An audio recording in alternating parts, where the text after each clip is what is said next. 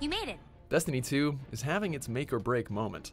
After a handful of minor controversies, a hemorrhage of players, and general lack of purpose for the ones still playing, Bungie knows that their second expansion to Destiny 2, Warmind, basically has to save the whole game. So, is this the shot in the arm that the AAA loot shooter needs?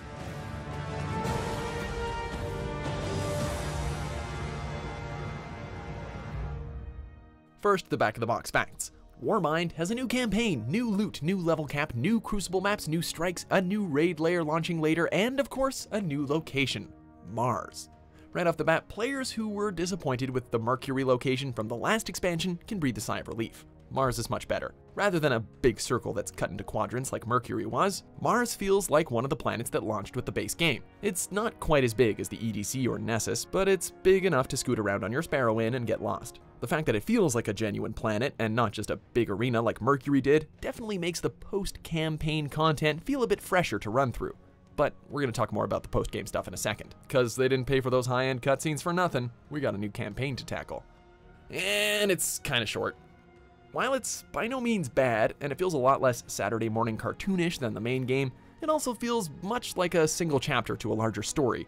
So don't come in hoping for a sweeping narrative with several heart-racing acts. You travel to Mars to help our new character, Anna Bray, awaken Rasputin, the titular Warmind AI and the most powerful weapon in the solar system, and to prevent it from being destroyed by a much cooler version of the Hive. I mean cooler in the literal sense, they're encased in icy armor this time around.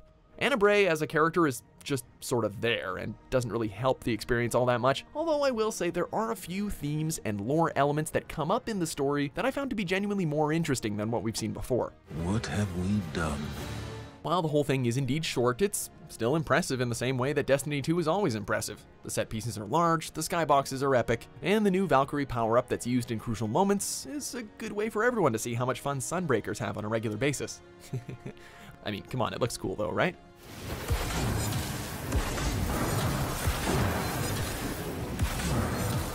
The campaign also has what I am tempted to call the best boss fight in the game so far. It's definitely not the most difficult or complex, but it just looks pretty damn cool and ends the campaign on a high note, despite the last cutscene clearly building up to something else that I guess players will have to wait another couple of months for. So if you find that somewhat disappointing, you're not crazy, but don't worry, you're not finished either. And what of the next threat? Or the next? What then? My buddy and I were able to plow through the campaign and hit the elevated character level cap of 30 in a generous 2.5 hours. But this is a Destiny 2 expansion for Destiny 2 players. Players who by now know that when the campaign is over and you've hit the character level cap, that's when the real work begins. Thankfully, Bungie knows this too, and it seems like the bulk of their work has gone into making sure the post-game content is fleshed out the most here. The new location helps, as I said before, but it's what's under the hood that is really important. You see, Warmind launched alongside the 1.2 update for the game, and you could literally devote a whole other video to talking about all the changes that came with it. The patch is the yin to Warmind's yang, because along with the new season and the power level cap being raised to 385, adjustments have been made to basically every facet of the game to ensure that you can keep playing for a long-ass time, if you pardon my French. I strongly recommend you actually look at the patch notes if you're thinking of jumping in. It's all really important stuff and the changes are noticeable. Come on, let's see what's hiding in here. Front and center is the major overhaul to the exotic weapons. Almost every exotic weapon in the game has received a big old boost of some kind, and the results are fantastic. Hard Light can now switch energy types on the fly, Sweet Business picks up and stores more ammo, and the Rat King pistol is it's actually really good now when you and your fire team are using it.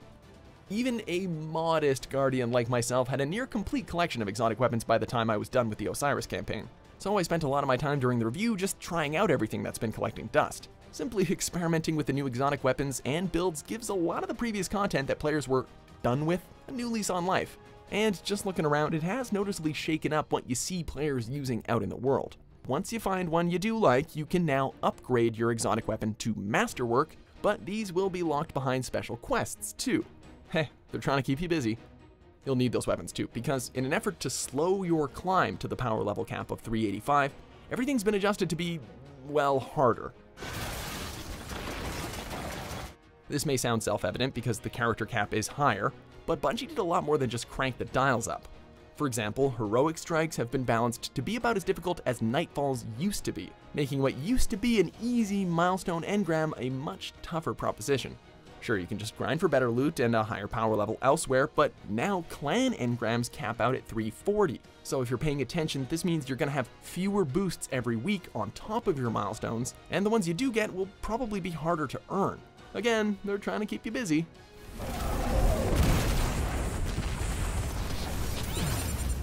Aside from the new campaign and handful of post-game quests on Mars, which are, quite similar to the Lost Prophecy quests found in Osiris, the shiny new public activity that all the kids are talking about is Escalation Protocol.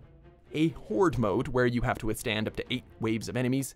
EPs play out a lot like large-scale public events, except these can be triggered by anyone at any time at specific locations.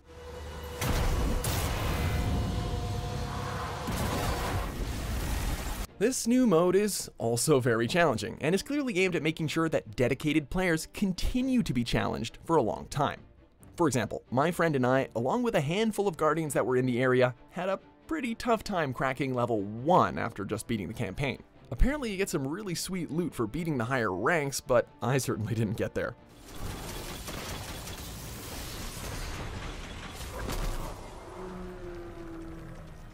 There's really tons to talk about here, and I could go on. Like, we haven't even gotten a good look at the new raid layer yet, and it's still too early to put the revamped Crucible ranking system through its paces, or earn the coveted items you get in return.